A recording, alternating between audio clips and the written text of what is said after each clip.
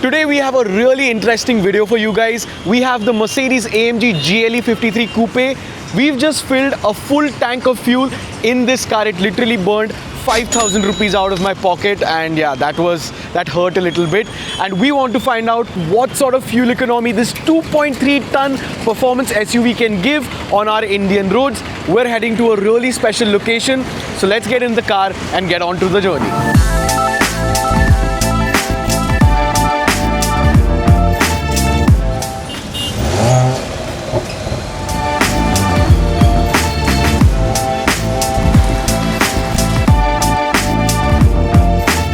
So the plan of action is fairly simple.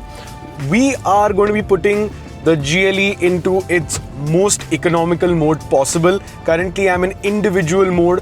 The engine mode is in reduced and everything is in comfort, so we can probably extract the maximum amount of fuel economy possible. On the highway also we will be cruising so that we can get some good FE numbers, and we just want to see how far this thing can take you if you drive it like a normal person and not like an AMG. Now this thing is powered by the M256 Evo engine, which is basically a 3-liter turbo inline 6 engine with a mild hybrid system. So if you do cruise in this car, it should actually be pretty good on fuel, but it still weighs 2.3 tons. It's not the most aerodynamic thing out there. So it will be interesting to see what sort of numbers this thing can give. Before you leave for a long road trip, it is essential that you have a clear vision ahead to avoid any mishaps. That's why I use PRISMAX's glass bling to ensure optimum visibility all of the time. Spray the solution directly onto your windscreen, use one cloth to spread it around and another to clean it up. Glass bling removes dust, oil stains and other contaminants which are present on your windscreen and ensures that you get a crystal clear view ahead at all times.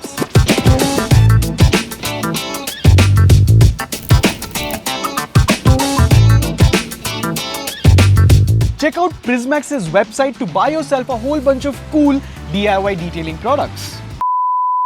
So I have to stop on the side of the road because I forgot to switch off the single most dangerous thing that is there in most modern cars.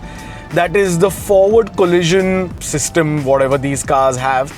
And honestly, it is ultra sensitive in the Mercs. So I'm just gonna put the hazards on. And the unfortunate thing is you have to come to a complete stop to switch it off. And you have to go fairly deep into the menu, but yeah, active brake assist is off. Let's get back onto the road. And honestly, this car has a whole suite of ADAS features, which I'll get to once we get on a clearer patch of the highway. But that forward collision thing needs to get out of Indian premium luxury cars as soon as possible, if you ask me.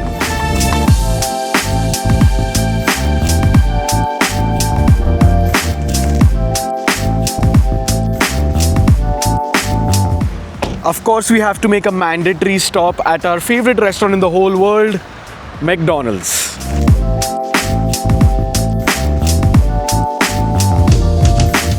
So Dhaval has just gone to get some refreshments for the trip ahead. Let's quickly talk about how this thing looks. First and foremost, this thing is gigantic. I mean, it is massive to drive, and you can really feel how big it is once you're driving it on the road, especially with tiny cars around. And I'm not a fan of how this back end looks like. I've told this many times before that I'm not a fan of these coupe SUVs, but I guess the GLE53 looks kind of okay. It's starting to grow on me a little, but I'd much prefer a normal looking SUV over this quad pipe setup, but it is fake. I mean, yeah, you have a singular exit over here. It's not actually quad tip.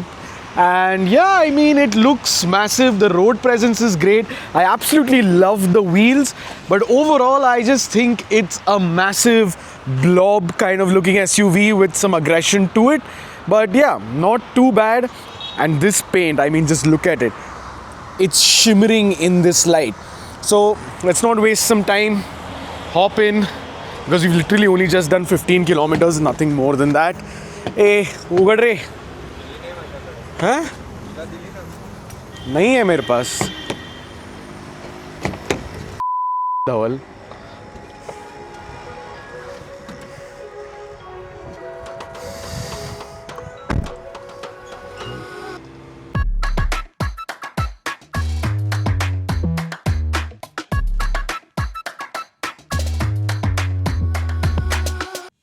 So a Tata Sierra test car just passed us, and I have to say it's probably one of the worst cars I've driven in 2026, with the number one car being the Tata Curve. And yeah, the Sierra is just so bad. I mean, the engine is lethargic, the gearbox is pretty stupid, the interior is like it's gonna fall out. We got a car which had 600 kilometers on the clock. Like, it was basically brand new. The gearbox was making a noise. The remote, like the key of the car, was not working. I mean, it's just a disaster. Tata is, I don't know what to say. It's just shameful at this point. So quick little update, 10 KMPL, yay! We've lost a little bit of fuel level, but that's totally fine. The range is still going up. We have 534 kilometers of range. Wow, what a view, please. Crazy. And I think we have 110 kilometers to go, around 2 hours more of driving. This car seems to be much more efficient than I thought it would be. Interesting.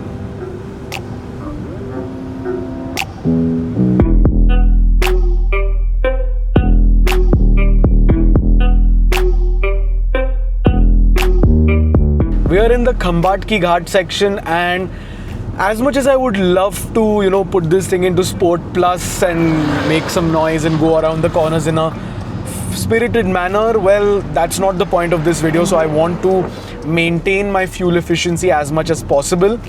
And the other thing is, while the GLE53 on paper sounds like a very fun car to drive, and don't get me wrong, it is fairly fun to drive with all-wheel drive, a slick shifting gearbox, a 400 plus horsepower engine, I don't feel like pushing this car at all. In fact, this is a great mile muncher. And even if a nice twisty section like this is coming up, it doesn't really egg you on in terms of, you want to push it in the twisties. And yeah, I mean, this is what I'm talking about. This thing is massive. It's like a boat. It's like a big cargo boat. But I mean, if you really want to have fun, just put it into sport. The air suspension tightens up, the steering becomes heavier, the car gives you full power, and it is all right to drive in a twisty. But trust me, to use it as a mile muncher on the highway for multiple hours, that's the real party trick of this car.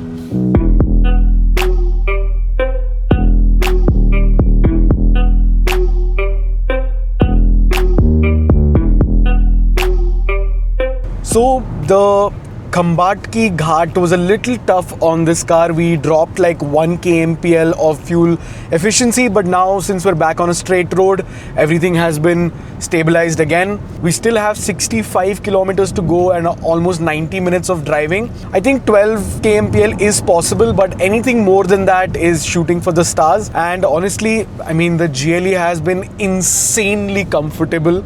This air suspension is fairly comfortable, especially for a performance SUV.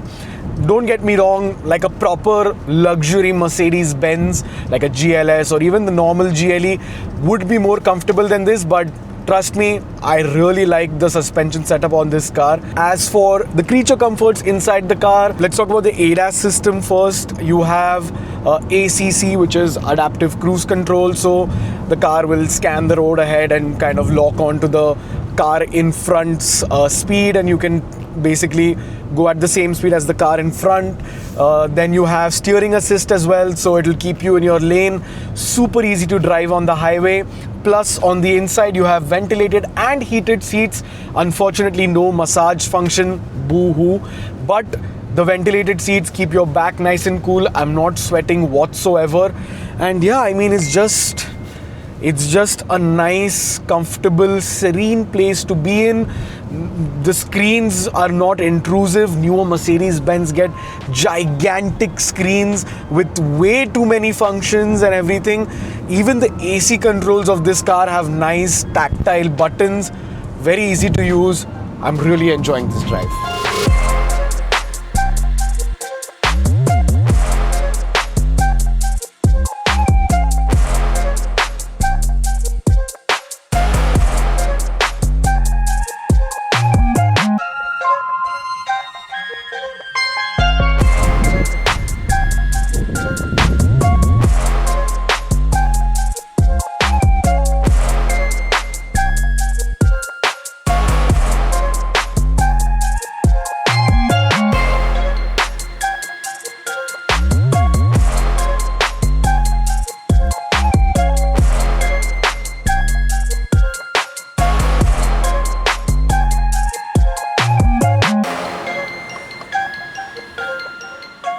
Let's check out the final figures because we've reached the location and we have done 9.6 KMPL and 149 kilometers, and this is how much fuel is left. Honestly, not too bad. I thought the fuel efficiency numbers, like I said, would have been better, but I can't complain because your M340i is not going to bring you to a place like this. I mean, check this out. I have windmills all around me, and the GLE has brought us here in the utmost amount of comfort. I could see in your eyes all the stars have aligned. So let this be your guide. Let me stay by your side.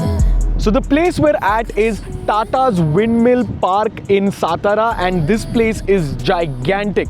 There are 33 of these windmills scattered all across this mountain area, and yeah, as you can see, the views are absolutely amazing. So let me tell you a little bit more about the windmills over here.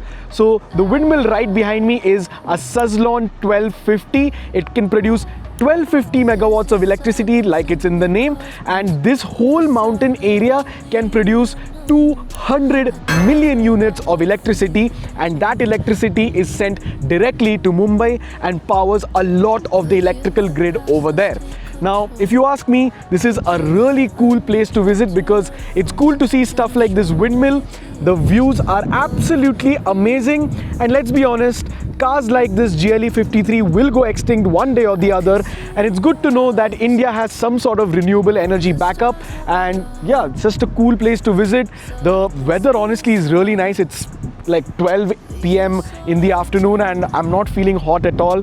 The wind is amazing, and yeah, if you have a cool car like the GLE53, that little ghat section coming up is also very fun to drive on. All in all, the GLE53's fuel efficiency is average. I mean, I thought it would be a little bit better considering this car is a mild hybrid, but at the end of the day, it's a 2.3 ton all-wheel drive performance SUV, and 10 KMPL is pretty much all right.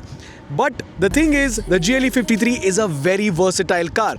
Your M340i or C43 or any other low to the ground performance car will not come to a place like this and let you have some rally fun. The GLE53 is versatile, comfortable, makes a good sound and is decently fast enough. All in all, it's a great car if you ask me. But what do you think about the fuel efficiency of the GLE53? Comment your thoughts down below.